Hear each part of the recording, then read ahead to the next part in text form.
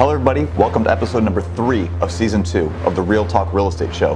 I mean, if you've been outside, you know we're actually now in winter, and I've been getting a lot of questions from both buyers and sellers about the winter market, how to be successful.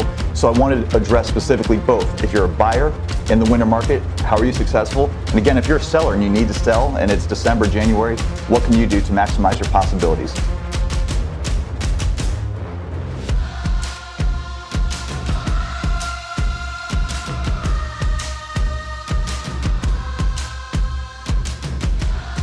Let's jump right in, starting with my buyers first. There are seasonal trends. I mean, the sweltering heat in the summer all the way down to the cold, dreary, dark days in winter. These are patterns and trends that will affect our buying behavior. So if you're a home buyer in December and January, chances are when you go to visit these properties, they're dark, they're cold, things that don't really create the warm fuzzies when you're out buying a property. I will say this. Being a buyer, though, getting ahead of the spring markets, which traditionally start around the cherry blossoms, March, April, you do have leverage. There are less properties for sale in December and January, no doubt about it. So in a way, if you're a buyer, you have to be willing to look at less, but look at it on the other side. You have leverage, supply and demand.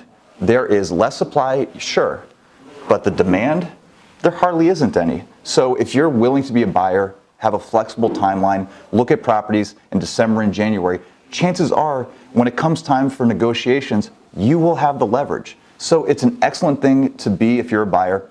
The only downside that I will say is you have to be willing to accept less options. But again, getting ahead of things, you may be able to find something that's perfect for you and get ahead of the spring market, avoid the competition, and ultimately be successful. So as a buyer, that's something to consider.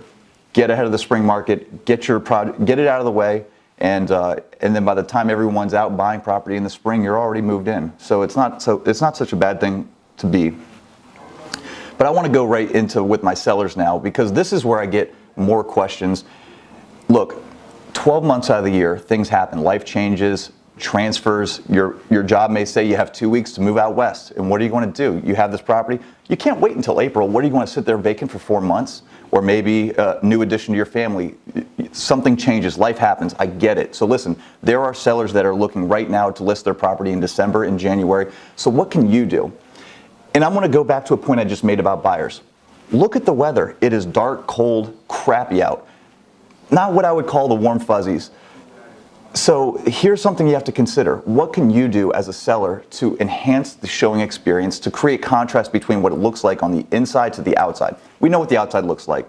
The buyer probably ran from the car to the front door in sub-freezing temperatures. Maybe it's snowing, maybe it's freezing rain out. You don't know. But by the time they get into your house, they are freezing, they're cold, they're pissed off. The last thing you want to do is have a dark and cold house to show them. So here are a few easy tips and tricks you can utilize to create a wonderful showing experience. Number 1, light your house. I mean, I can't tell you how many showings I go to that the house is already naturally dark. And in the summer, maybe you get away with that because you have natural light. It's light out until 9 o'clock at night. But in the winter, that really gets exposed. So the best thing you can do is in all those walk-through rooms. Yeah, I'm talking about that living room you never sit in or that den you never go into. Install some recessed lighting. Brighten the room. In fact, install recessed lighting wherever and whenever possible. That will ultimately create a brighter showing experience, which is the first step. Add lamps. Do whatever you can. Increase the lighting. Number 2, don't cut off the heat. Especially, this applies for my vacant properties. You inherit a property, maybe you move, and you want to save money, so you set it to 55 degrees and you walk away. Don't do it. Set it to 68 or more degrees during the showing times. Maybe get it on a timer so at night, whatever, turn it off. But at the end of the day, I don't want to be showing a property that's under 68 degrees. I want it to be warm. I want it to be well lit. Lights are on. Anything you can do to really create that first impression. And last, I would highly recommend staging. If it's vacant, even if it's not, adding pieces that create that emotional experience once again. So I have a bright home. It's heated. I know that sounds trivial, but believe me, I'm in a lot of freezing homes that buyers spend 2 or 3 minutes running through and like, let's get the heck out of here. So it's well lit, it's warm, but also it looks well lived in. It's cozy. It creates that experience that you're ultimately going to want to create. And if you do those just couple things, stop there. If you just do those few things, you are light years ahead of the competition. So yeah, there's less buyers out there, but you do that stuff, and all of a sudden you have buyers that are spending more time in your property, looking around, and ultimately you're probably going to be the choice they make, as long as it's a good fit on all the other levels. If you want to take it a step further, there are a few other things you can do, but I will say executing on the basics is a great place to start. If you want to transition into kind of a final step, don't allow the buyer's impression of your front facade or your garden to be what winter provides it, which is a bunch of nothing, gray, nasty. Leave some pictures on the inside of the house, what your garden will look like in the summer, what your trees look like, your street, whatever it is. Leave those out so your buyer will have an opportunity to see what the home will look like when they move in the spring and the summer months. And it's, again, just creating contrast to what they're experiencing on the exterior. So those are a couple tips and tricks. Listen, I'm writing about this right now in the Washington Post. This article will come out by the time you're watching this video. It's probably a couple days from coming out. So I felt like this was a relevant thing to talk about.